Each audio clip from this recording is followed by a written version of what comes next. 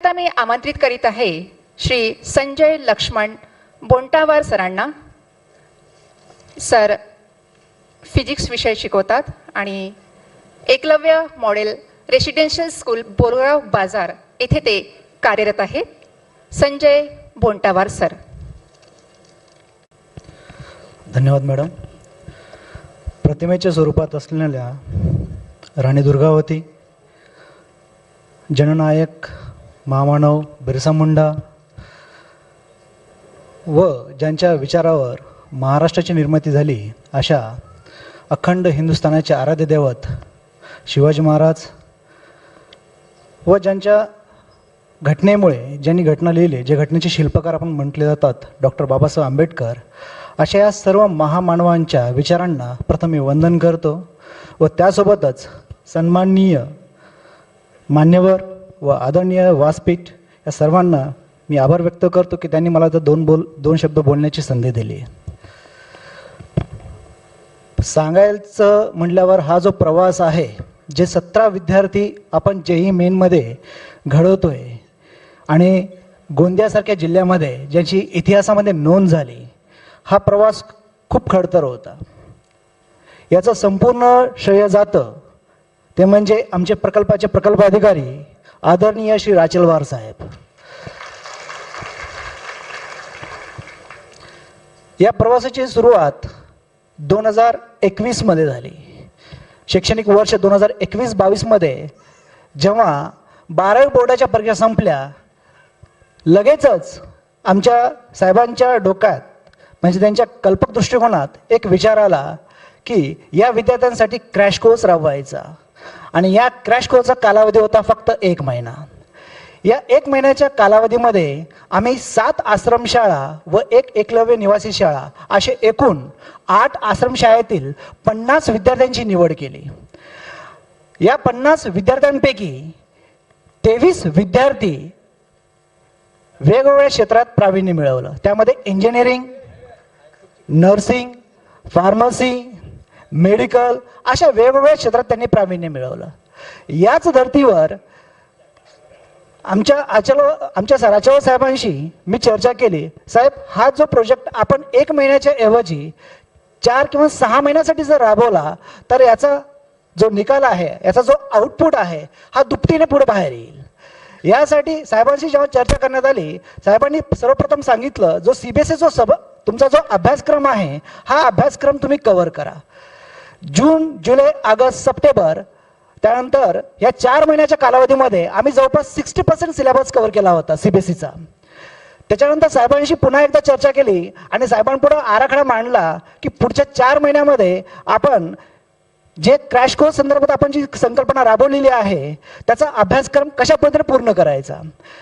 हा आराखडा जेव्हा साहेबांना दाखवला, साहेबांनी त्याला हमी भरली म्हणजे मंजुरी दिली आणि तिथून प्रवास सुरू झाला. हा जो पूर्ण काळ होता, हा 4 महिन्याचा काळ 1 ऑक्टोबर 2022 ते 30 जानेवारी 2023 पर्यंत. या दरम्यान आम्ही आमच्या शाळेतील जे 85 विद्यार्थी होते, या 85 विद्यार्थ्यांची एक ज्याला आपण म्हणतो एंट्रन्स एक्झाम, ही छोटीशी एंट्रन्स एक्झाम घेतली. आणि या एंट्रन्स एक्झाम मधून आमच्या लक्षात आलं की काही विद्यार्थ्यांचा मेडिकलकडे आणि काही विद्यार्थ्यांचा इंजिनिअरिंगकडे कल आहे. जेव्हा हे साहेबांना मी सांगितलं, त्यानंतर साहेबांनी सांगितलं फक्त 50 विद्यार्थ्यांची एक सुपर 50 बॅच तयार करा, ज्याला आपण स्पेशल कोर्स असं नाव देऊ आणि मिशन शिखर या उपक्रमाच्या अंतर्गतच ही बॅच तुम्ही कंटिन्यू करा. यासाठी ज्या काही गोष्टी लागतील, स्टडी मटेरियल म्हणा, रेफरन्स बुक्स म्हणा, ऑनलाईनच्या काय गोष्टी लागतील ते सगळं मी अवेलेबल करून देईन. प्रवास सुरू झाला.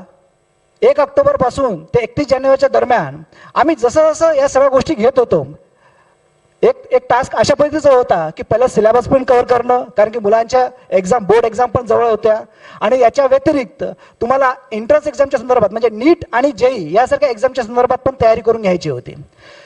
सकाळचे जे 2 तास म्हणजे शाळा सुरू होण्याच्या अगोदरचे 2 तास आणि शाळा संपल्यानंतरचे 2 तास अशा 4 तासाचं आम्ही नियोजन केलं.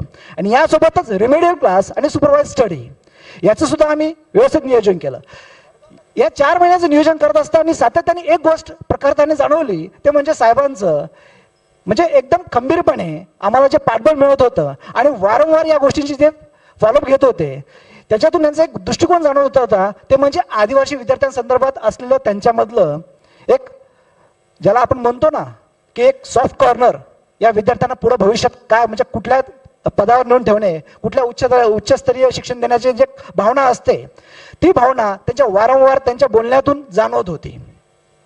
त्यांचा हा दृष्टिकोन पाहूनच आमच्यामध्ये सुद्धा ती एनर्जी निर्माण होत होती. आणि याच अनुषंगाने मी व माझी जी टीम आहे, जे सातत्यपूर्ण मला नेहमी सहकार्य करत होती, आम्ही या सातत्यपूर्ण म्हणजे कंटिन्युअसली आम्ही त्या विद्यार्थ्यांचे क्लास घेतल्यानंतर रेग्युलरली 7 दिवसानंतर 15 दिवसानंतर त्यांची जी DPP आहे, डेली प्रॅक्टिस पेपर्स जे घेत होतो, याच्यातून आम्हाला त्या विद्यार्थ्यांचा रिझल्ट दिसत होता. आणि विद्यार्थ्यांचा रिझल्ट दिसत असल्यामुळे आमच्यामध्ये सुद्धा पुन्हा एकदा एक जे कॉन्फिडन्स लेवल आहे हळूहळू वाढत होतं. आमच्या लक्षात येत होतं की हे जे रिझल्ट आहे, जसं आपण म्हणतो बाळाच्या पाय पाळण्यात दिसतात, त्याच पद्धतीने म्हणा, रिझल्ट येण्याच्या अगोदरच ठामपणे साहेबांना मी सांगितलं की सर, जवळपास 50% तरी आपले मुलं जे मेन पास करतील, म्हणजे क्रॅक करतील. आणि जे रिझल्ट जेव्हा आला तर 50 विद्यार्थ्यांपैकी 17 विद्यार्थी JEE ॲडव्हान्ससाठी क्वालिफाय झालेत. आणि हीच अभिमानाची गोष्ट आहे. याचं संपूर्ण श्रेय मी माझ्यासाठी नाही किंवा माझ्या टीमसाठी पण मी घेऊ इच्छित नाही. याचं संपूर्ण श्रेय मी माझे जे लाडके प्रकल्प अधिकारी आहेत विकासजी राचेवाल साहेब यांना देऊ इच्छितो. आणि मला इथं बोलण्याची संधी दिली त्याबद्दल आयोगाच्यांचे मनापासून धन्यवाद. बोंटावर सर. यानंतर श्री संजय बोनवाटकर सर. संजय बोंटावर सर, धर्मेंद्र मराठे सर, प्रशांत बनसोड सर,